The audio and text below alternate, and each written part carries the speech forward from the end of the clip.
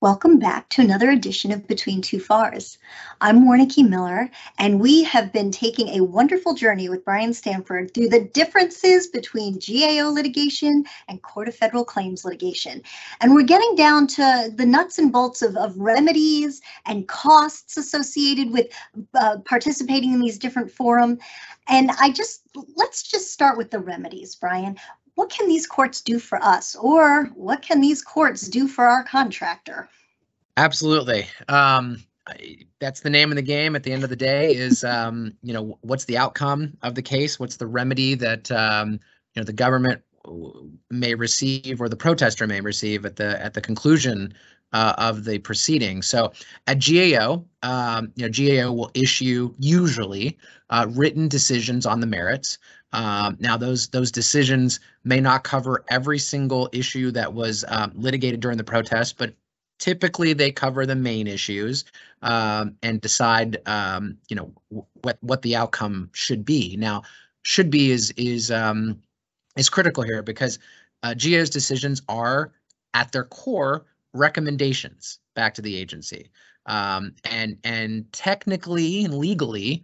Agencies don't have to follow the recommendations. Now, in practice, agencies do and should follow those recommendations. In fact, every year the GAO has to report out, I think, the list of agencies that have refused to follow GAO's recommendation. And if it happens, it's typically only one or two agencies a year. It's not a list you want to be on. it's we call it the naughty list in the government or in the bid protest world.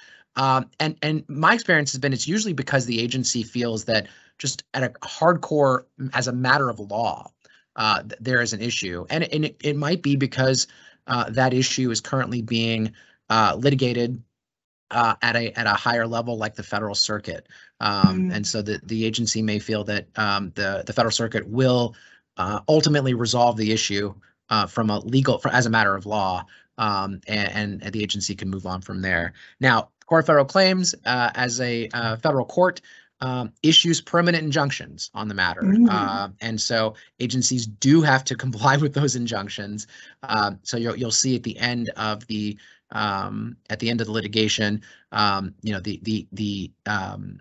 the court will issue a permanent injunction that will dictate the agency's next steps with respect to that procurement. No wiggle room there, huh? No. Well, how about cost recovery? What types of costs can you get out of these jurisdictions? Yeah, it's an important consideration for litigants, but it's something agencies and agency counsel needs to be aware of as well. So at GAO, if the protest is successful, successful in favor of the protester, if the protest is sustained, the protester and protesters' counsel can recover legal fees, costs associated with the protest. Now, there is a $150 per hour cap on attorney's fees if the protester is a large business, but there's no cap on the hourly rate for attorney's fees if the protester is a small business. And oftentimes you see the hourly rate for the DC attorneys to be over $500 an hour, don't you? Absolutely, at least that. These days, yes. We're seeing, north of $500 an hour. Absolutely. Now, there's a bit of a wiggle there because the recovery of legal fees and costs is dictated by the issues upon which the protester prevailed.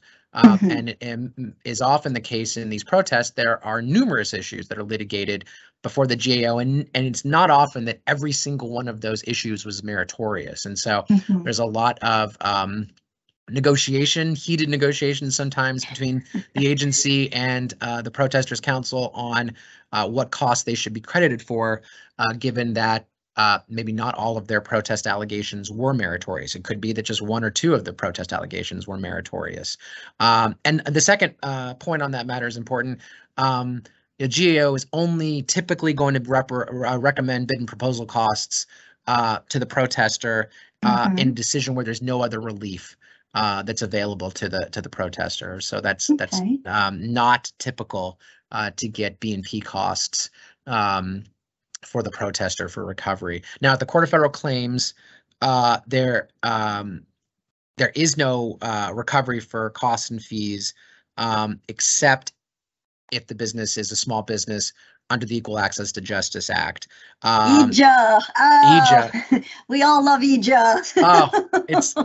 It's every agency counsel's friend. But also the B&P costs is a permissible monetary remedy that is that's available to the protester at the court if they prevail. Although, as we talked about before, the permanent injunction against the agency for moving forward is much more valuable, I think, in the long term for the protester in terms of what the agency can and can't do.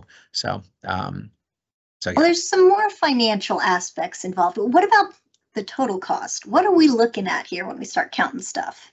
Yeah, it's really important for agency counsel to be cognizant of on the other side of the litigation, what it's actually going to cost the company that's filing the protest and the lawyers they pay to do so, because at the end of the day, whether to protest and where to protest is largely a business decision by the agency or by the.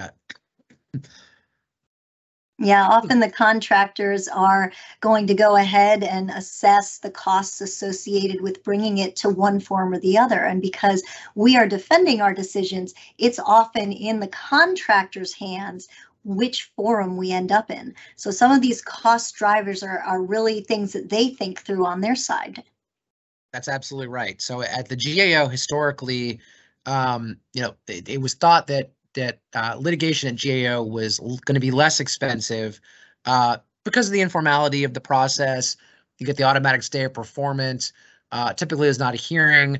You're able to kind of trade pleadings, get everything wrapped up in 100 days. But in actuality, it could end up being more expensive because the agency and the protesters, agency counsel and protester counsel, oftentimes fight about production of documents.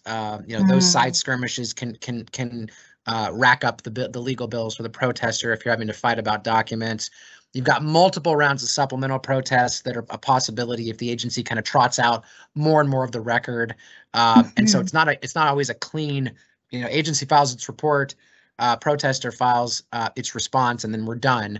And again, as we talked about, GAO doesn't always address all the issues in the protest. And so the protester may be left wondering, okay, well, I paid for the litigation of this issue and I don't have resolution on this issue, which causes a lot of protesters who feel that they haven't gotten a fair shake on a particular issue to actually end up going to the court and seek what we call a second bite protest, right? Another opportunity to litigate a particular issue at the court. Now, at the court, the total cost to the plaintiff, to the protester, again, historically thought to be more expensive because it's more formal. It can take a lot longer. In theory, you definitely need to spend a lot of resources fighting an injunction, but in practicality, it can be less expensive. As we talked about in previous episodes, the DOJ and the agency can voluntarily decide to stay performance. You don't have to go through a preliminary injunction hearing. Judges can sometimes tip their hand in terms of where they think a decision is going to go at an initial status conference. Judges aren't technically bound by GAO precedent, but if an agency prevailed across the board, it's no secret that judges are reading the GAO decisions, and that's going to inform, I think, their thinking on the merits of the case. The judge is going to consider all the protesters' arguments, the government's arguments, and that's a good thing. That's a good thing to have the full assessment of the issues by the court. The protester feels like it's going to get a ruling one way or the other on every issue, and it's going to be decided with some finality. And I think it gives both parties, that peace of mind that the issues have been thoroughly litigated. Now, we've been talking a lot about the functional differences, the cost differences, the timeliness differences. At the end of the day, do the differences in these two forums matter? I think they absolutely do. I think that you have every year we watch what the sustained protest rates at GAO are. They've gone up in recent years. GAO only conducted 9 hearings in fiscal year 20. The hearings are not they're just not very commonplace at GAO, whereas you're always going to get at least one oral argument at the Court of Federal Claims. Again, GAO is not looking at all the protest issues we're seeing, and that can go, in the government's favor. It can go in the protesters' favor as well. And it's important to remember, half of COFC cases start at GAO, and so you have to be cognizant of those differences, because you very well likely end up at the Court of Federal Claims, and you might have, if you're agency counsel, you might be dealing with a potential outcome that's going to be different than how you thought things were going to shake out or did shake out at GAO. So it's important to remember those differences. Well, I am here to give you a big thank you on behalf of all the NASA attorneys who will get the wonderful opportunity to litigate the same case in both forums. This series, I think, will be incredibly helpful to those of us who are trying to figure out how to navigate our way through 2 different forums. We really appreciate all of your time on this, and we want to have you back for at least one more episode, because we really want to pick your brain on how do we work with the DOJ attorney. Very important topic. Y'all join us here again next time for Between Two FARs.